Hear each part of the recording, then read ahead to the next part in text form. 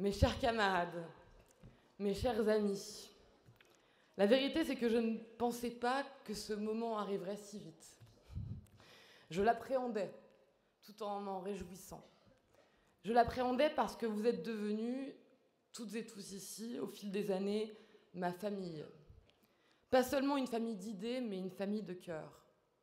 Celle que l'on se choisit, celle avec laquelle on échange, celle avec laquelle on se dispute aussi parfois, celle surtout avec laquelle on grandit, avec laquelle on avance. Vous êtes de ma famille, ma seconde famille. Je me réjouissais aussi, car il est bon, toujours, de prendre de nouveaux départs, d'avancer, de passer le relais, pour aller plus loin encore. Mais d'abord, ce moment est avant tout pour moi un moment de reconnaissance. Et j'en ai plein des merci à dire. Beaucoup. Alors vous allez devoir être patients. D'abord, merci à vous toutes et tous, chers militants des jeunes socialistes du fond du cœur.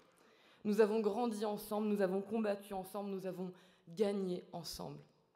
Grâce à votre enthousiasme, à votre générosité, à votre créativité, nous avons reconstruit une organisation de jeunesse magnifique qui me manquera.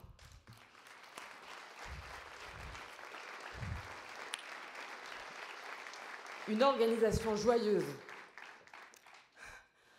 une organisation qui agit, une organisation qui défend ses idées.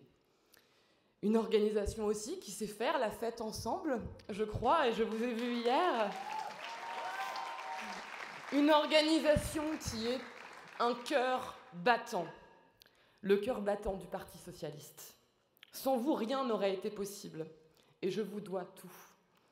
Je voudrais remercier tous ceux et toutes celles qui m'ont fait confiance et ont confié à la jeune fille timide, très timide que j'étais, l'avenir des jeunes socialistes. Certes, cet honneur n'est pas si lointain, mais j'ai l'impression qu'une vie entière s'est déjà écoulée.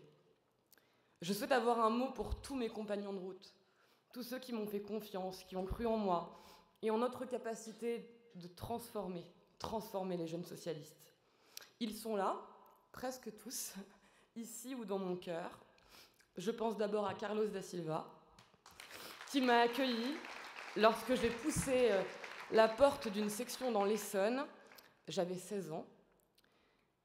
Tu m'as fait très peur, Carlos. Tu m'as fait peur parce que je collais des affiches de travers pour un meeting à Évry, à l'Agora. Et puis ensuite, j'ai corrigé, j'ai rectifié, l'affiche était droite. Tu m'as félicité et j'étais fière.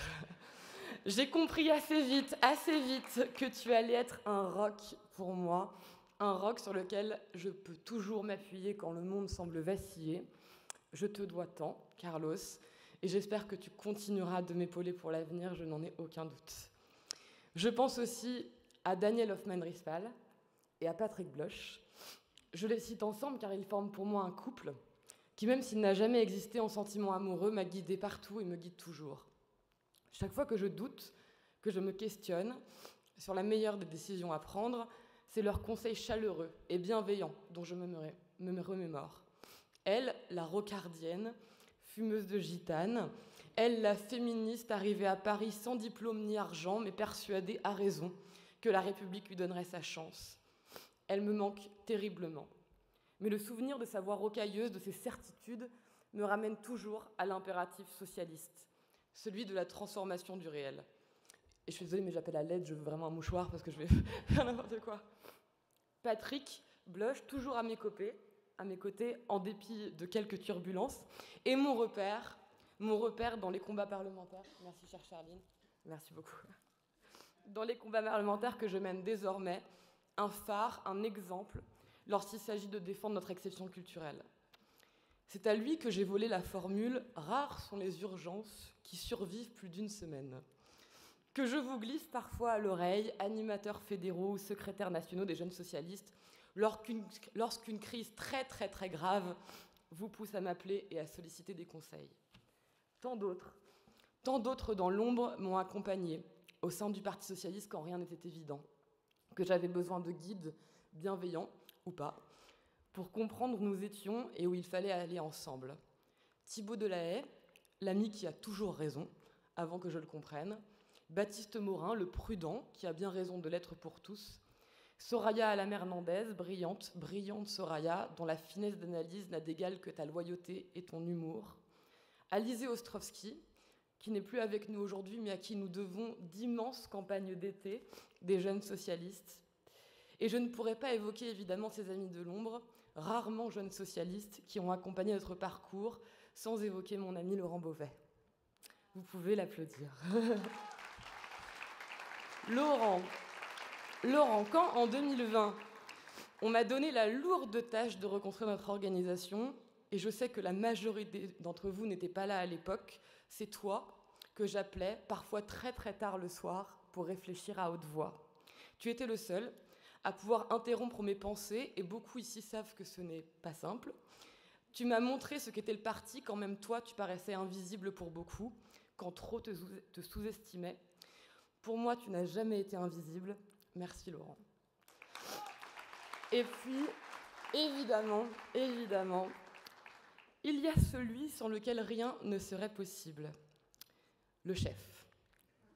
Et quand je dis cela, je me moque, car il n'y a pas l'once d'un autoritarisme chez ce chef-là, beaucoup de bienveillance, beaucoup d'indulgence aussi. Je ne suis ni une enfant des beaux quartiers, ni une enfant issue d'une famille d'élus. Je ne comprenais pas grand-chose, mais tu m'as fait confiance. Tu me fais confiance et je te fais confiance, totalement. Même quand on se chamaille, c'est chouette, je trouve. Et à l'heure où trop de leaders expriment leur narcissisme, leur ego ou leur tyrannie, Olivier Faure est un homme solide, puissant et aimant. Je veux te dire merci Olivier, droit dans les yeux.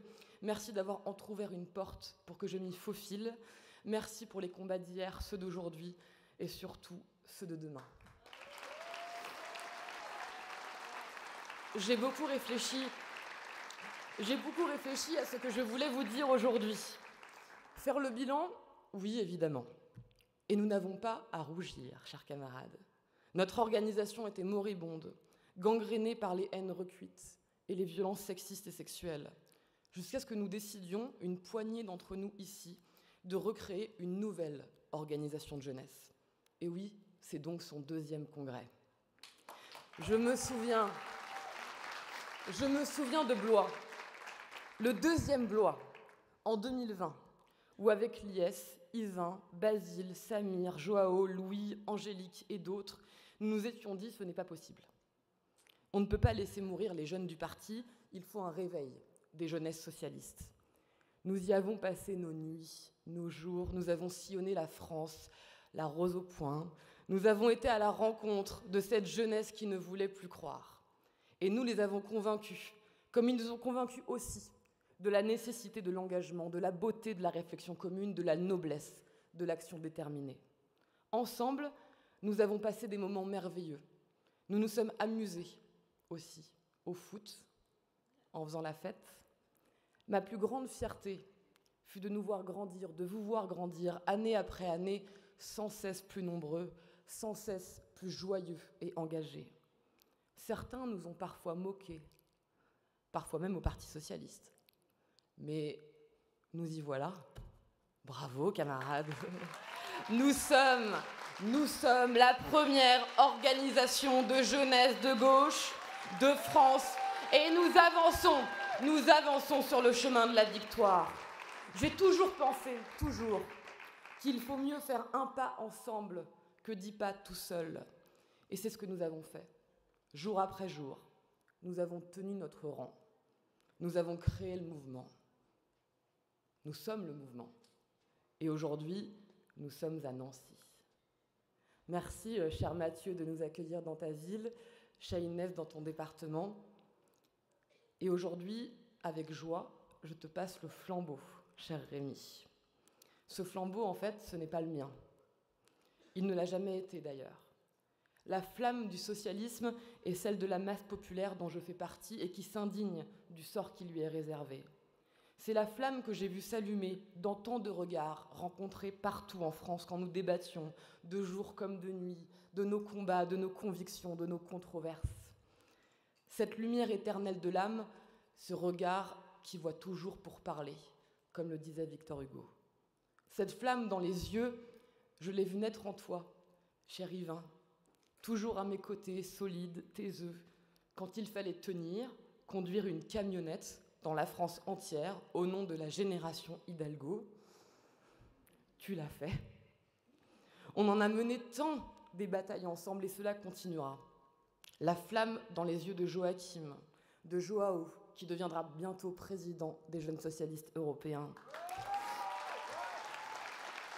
La flamme dans les yeux de Maëlys, de Louis, de Garance, de Morgan, de Thibaut, de Camille, de Nadia, d'Alexis, d'Aurore, de Clément, de Louise, de Pauline, de Théophile, de Pierre-Emmanuel, de Lia, de Garance, de Nolwenn, d'Alia, d'Antoine, de Florent, de Charline, d'Ahmet. Des flammes dans vos yeux aussi, chère Célia, Cédric, et peut-être aussi dans les vôtres, cher Maxime, cher Lubin. Car quel que soit le texte signé, l'orientation choisie, le travail réalisé, la flamme est là, et elle brûle. Mais je ne peux pas terminer cette énumération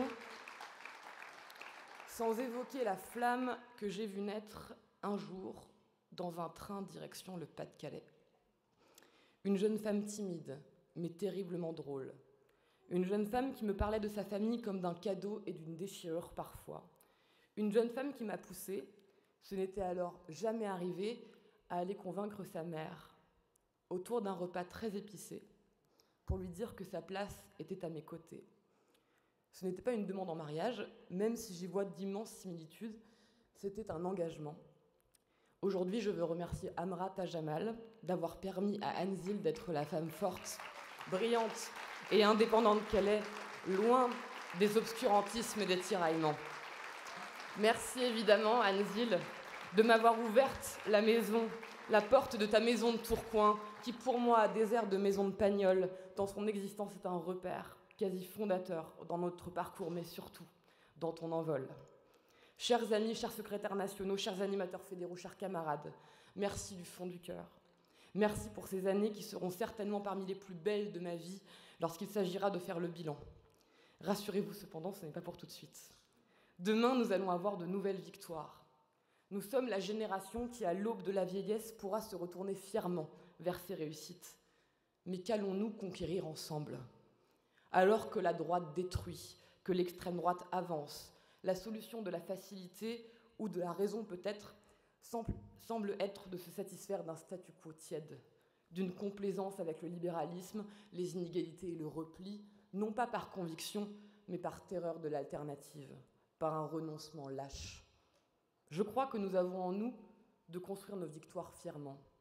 Pouvons-nous nous satisfaire de la précarité étudiante qui fait des ravages ? Pouvons-nous nous satisfaire de savoir que certains n'étudient pas convenablement parce qu'ils ont le ventre torturé par la faim et qu'il faut choisir entre un tube de dentifrice et des yaourts ? Le repas à 1 €, nous l'avons fait. Demain, nous ferons l'allocation d'autonomie qui, pour tous les jeunes, permettra enfin d'accéder à la dignité. Pouvons-nous nous satisfaire d'un statu quo pour l'égalité des droits, quand partout on s'attaque aux personnes LGBTQIA+, quand Orban interdit la marche des fiertés, quand Trump fait la chasse aux trans? Nous ferons l'égalité réelle. Nous permettrons à chacun d'accéder à l'égalité. Et demain, nous interdirons les pratiques de conversion en Europe. J'y prendrai toute ma part. Pouvons-nous nous satisfaire que des présidents de régions massacrent à la tronçonneuse des budgets alloués à la culture, que des élus censurent les créateurs en coupant des aides destinées à des films au nom d'une chasse au wokisme? La gauche a fait de la culture un combat central. Demain, nous prolongerons l'héritage de Jack Lang en éradiquant la censure et en consacrant la liberté de création. Pouvons-nous nous satisfaire que les jeunes hommes noirs ou arabes aient 20 fois plus de chances d'être contrôlés dans la rue sans la moindre raison, que des jeunes subissent des refus répétés dans l'accès au logement, à l'emploi ou même pour entrer en boîte de nuit? Demain, nous donnerons un nouveau souffle à la lutte antiraciste, universaliste, en systématisant les récépissés de contrôle d'identité comme le veut Corinne Laraciguin au Sénat, en créant des brigades de lutte contre les racismes et les discriminations raciales au sein des unités d'investigation et des commissariats. Pouvons-nous nous satisfaire de ces milliers d'ouvriers licenciés du jour au lendemain, de cette liste de plans sociaux qui s'allonge au nom de l'obsession du profit? Michelin, Auchan, Vencorex, mais aussi ArcelorMittal, des entreprises dans des secteurs stratégiques qui ont bénéficié de milliards d'euros d'aides publiques sans la moindre contrepartie. Demain, nous mettrons fin au grand déménagement du monde en interdisant les licenciements économiques, en nationalisant les entreprises les plus stratégiques et en conditionnant les aides aux entreprises. Tous ces combats, disons-le, procèdent toujours du capitalisme et de sa brutalité. Il n'y a pas un combat social d'un côté et un combat sociétal de l'autre. Ces combats sont imbriqués et nous ramènent en permanence à notre lutte perpétuelle contre le capitalisme néolibéral, contre la marchandisation à marche forcée de tous les compartiments de nos vies, contre la prédation de toutes les ressources, contre la perte de sens de nos vies qui ne seraient que des défouloirs pour la soif de consommation et l'enrichissement de quelques-uns, pour la République sociale, écologique, féministe et antiraciste. Le temps des accommodements raisonnables avec le capitalisme est derrière nous. Nous le savons, la gauche a déçu parfois. La social-démocratie a perdu de sa radicalité originelle pour se complaire dans la croyance d'une mondialisation heureuse tempérée par la redistribution. Cette période est révolue. Aujourd'hui, je passe le flambeau. Et je reste une militante jeune socialiste fière qui, dans sa fédération avec Alia, dans mon équipe militante avec Antoine et Nolwenn, fera tout pour faire grandir notre organisation. Et je voudrais vous dire ce à quoi je crois par-dessus tout. Je crois à la joie du combat, à la joie dans la lutte, à la radicalité joyeuse. Que disait Léon Blum ? Il disait qu'il était un optimiste invétéré, incurable, incorrigible. Car Léon Blum, c'est une vie de combat contre la haine due à son nom. La haine de sa judéité face à Charles Maurras, qui n'avait aucune limite. Lui qui évoquait son visage de chameau et cet homme qu'il fallait abattre, si possible, dans le dos. Une vie de haine contre sa soif absolue pour la dignité de la vie et la justice sociale. La haine pour son combat contre l'Allemagne nazie et la France de Pétain. Et pourtant jamais Léon Blum ne perdit sa joie de vivre, de militer, de combattre, de gouverner. Jamais il ne perdit son sourire malicieux, quelles que soient les tempêtes traversées, les attaques physiques, les insultes ou son incarcération. Léon Blum, notre héros socialiste, avait fait de la joie de sa mission son étendard et son bouclier. Que dire aussi de Karl Marx, dont la vie fut une succession de défaites, de difficultés financières, dont les écrits magistraux passèrent, pour la plupart, d'abord inaperçus, avant de devenir l'un des plus grands penseurs non seulement de la gauche, mais de l'ère moderne. Se lamentait-il? Adoptait-il une attitude sombre et désolée, dissertant sur l'horreur du siècle? Non, il avançait, déterminé, car il considérait que le plus grand bonheur, c'était d'être spectateur et acteur de son siècle. Que sommes-nous ici, aujourd'hui réunis, si ce n'est cette assemblée actrice de son siècle? Cette assemblée qui croit au pouvoir de la politique pour changer la vie. Cette assemblée qui se réjouit ensemble des victoires sur l'injustice sociale ou climatique, mais ne se lamente pas, jamais, parce que le mur semble trop haut. Pour nous, les amis, pour vous, il n'y a aucun mur infranchissable. Aucun. Nous ne sommes pas des révolutionnaires de salon qui citent à tout bout de champ Robespierre pour se donner une épaisseur, encore moins des chevaliers teutoniques qui reviendraient venger la Terre Sainte, abattre les infidèles et protéger la Sainte Croix. Les passions tristes, les costumes sombres et la brutalité qui pensent que la brutalité peuvent provoquer un changement profond de la société, tout cela, ce n'est pas nous. Nul besoin de conspuer, d'insulter, de manigancer, des coups tordus, d'insulter ses adversaires ou de leur inventer une identité maléfique pour changer la vie. Nous sommes la foule immense, la houle sentimentale qui rêve des jours heureux et veut les voir advenir. Sans joie, sans allégresse, il ne peut y avoir de victoire. Il ne s'agit pas d'être naïf ou candide, il s'agit d'avancer avec la joie du combat, la joie de notre mission, l'importance qu'elle a à nos yeux. Nous n'avons pas besoin d'être le bruit ou la fureur. pas plus que nous avons besoin d'excommunier, de stigmatiser qui que ce soit. Nous sommes une force qui va, une force optimiste, car comme l'écrit Goethe, le pessimiste se condamne à être spectateur. Nous avons l'optimisme de la volonté, mais aussi de l'intelligence. Je vous invite, chers camarades, à la radicalité joyeuse, au combat intense, rempli d'allégresse pour la dignité de la vie, loin de la tentation austère d'une frugalité désespérante. C'est seulement cette joie, cet élan, cette allégresse qui feront se lever les Français, la promesse de la vie large.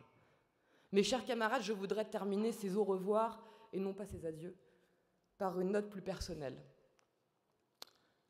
Je m'appelle Emma Rafovitch, et j'en suis fière. Oui,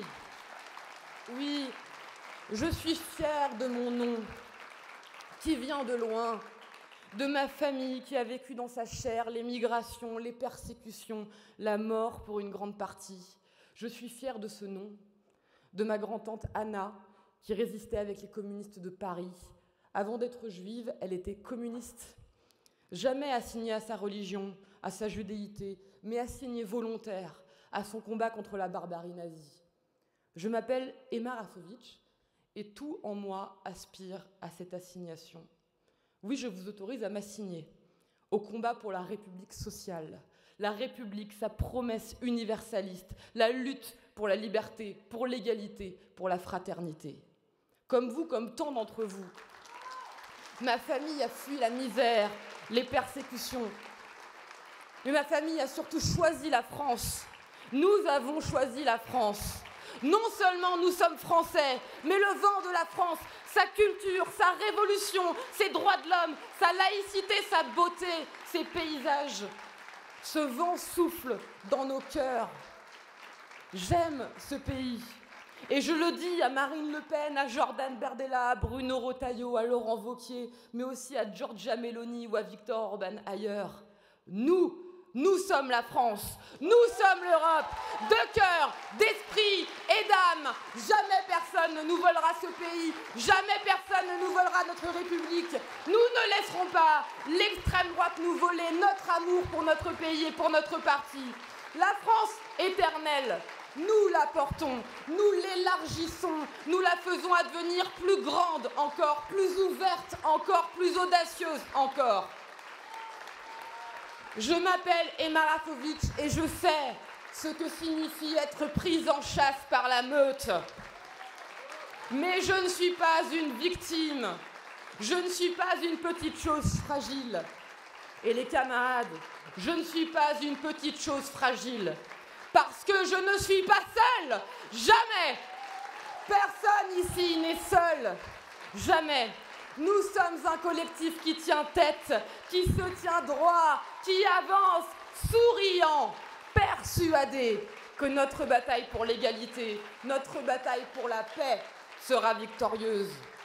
Nous ne sommes pas de ceux dont les idées varient en fonction des sondages ou des stratégies électoralistes et cyniques. Nous ne sommes pas de ceux qui voulons instrumentaliser les passions tristes ou les colères légitimes pour toujours plus les réduire et enfermer. Jeunes socialistes, nous sommes internationalistes. Nous sommes humanistes. En Palestine et en Israël, la voix des socialistes doit se faire entendre. Nous ne pouvons pas nous taire face à l'horreur par peur que d'autres nous caricaturent ou nous haïssent. Notre combat pour la paix ne peut souffrir d'aucune absence de virgule, ne peut pas voir nos mots s'alambiquer ou se simplifier par cynisme ou par peur. Notre pensée n'est pas compliquée, elle est juste. Comme vous, je vois un désastre, je vois l'horreur. Lorsque je me remémore les images de ces jeunes d'Israël le 7 octobre, pacifiques, faire la fête comme vous hier soir, massacrés, abattus comme des chiens au bord d'une route, pris en otage, maltraités, violés par les terroristes islamistes du Hamas, avant de mourir ou de retrouver la liberté pour tenter de recommencer à vivre, je me souviens aussi de nos camarades du Toya, assassinés il y a 15 ans par un terroriste. Lorsque je vois désormais ces massacres atroces causée par un gouvernement d'extrême droite suprémaciste qui affame les populations, tue des enfants, des journalistes, détruit des vies et foule tout espoir de paix. Je me souviens de notre lutte pour la vie qui ne reconnaît aucune frontière, aucune religion, aucune couleur de peau, aucun genre, aucune orientation sexuelle dans son épopée vitale. Je le redis avec tout mon être et de tout mon cœur, nous voulons que cesse ce carnage. Nous voulons la paix. Nous voulons la paix, que deux États égaux naissent de ce drame collectif qui n'a que trop duré. Oui, il faut la fin de la colonisation. Oui, il faut la défaite de Netanyahou. Oui, il faut la fin du Hamas. Oui, il faut maintenant un État de Palestine. Et si je dois passer ma vie politique à plaider ou œuvrer pour cela, je le ferai. Notre lutte face aux obscurantistes, face aux ambassadeurs de la haine et de la mort ne connaît pas de frontières.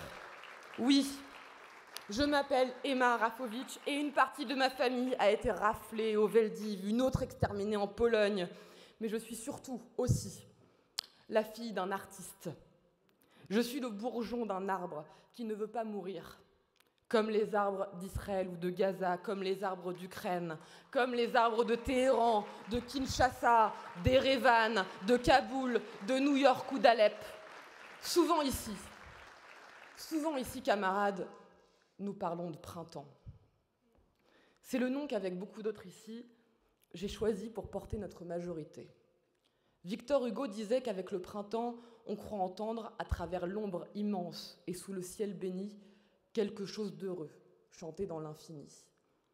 Tous les êtres humains aspirent à la paix et au bonheur. Ce sont les calculs politiques et géostratégiques des empires, mais aussi en partie les lâchetés des démocraties qui bloquent et empêchent l'établissement d'une paix durable. À quoi bon être les plus riches du cimetière? Au Proche-Orient comme en Europe, je le dis, nous voulons la paix. Il y a pour une génération qui nous a précédés, et celle qui nous suivra, une phrase que je me remémore. Cette phrase, elle date du 17 janvier 1995. Je n'étais pas encore née ce jour-là, et pourtant c'est l'une des premières phrases qui m'a marquée lorsque j'ai commencé à militer. Ce sont les mots de François Mitterrand devant le Parlement européen. C'est un vœu, devant ce Parlement réuni à Strasbourg où j'ai l'honneur de siéger aujourd'hui. Ce jour-là, il prononce une phrase inoubliable. Il faut vaincre ses préjugés. Le nationalisme, c'est la guerre. 30 ans plus tard, c'est le retour des nationalismes et des empires. Face à ces prédateurs qui semblent impitoyables et surtout qui semblent avancer comme des rouleaux compresseurs que rien ne semble pouvoir arrêter, je vous dis que la force d'âme, la force de l'action, la force de la détermination, la force de la jeunesse arrêteront ces furies. Nous sommes la foule immense qui croyons en la paix. Nous sommes socialistes, nous sommes européens, nous sommes démocrates et nous croyons en la paix. Et même si la flamme de la paix vacille, même si elle semble s'éteindre, la braise est toujours là, résistante. À nous de rallumer la paix, comme nous rallumerons tous les soleils. À toi de jouer, Rémi. À moi de poursuivre ce chemin vers la victoire avec vous. Vive les jeunes socialistes, vive la gauche, vive le grand peuple de France, vive la République et vive l'Europe.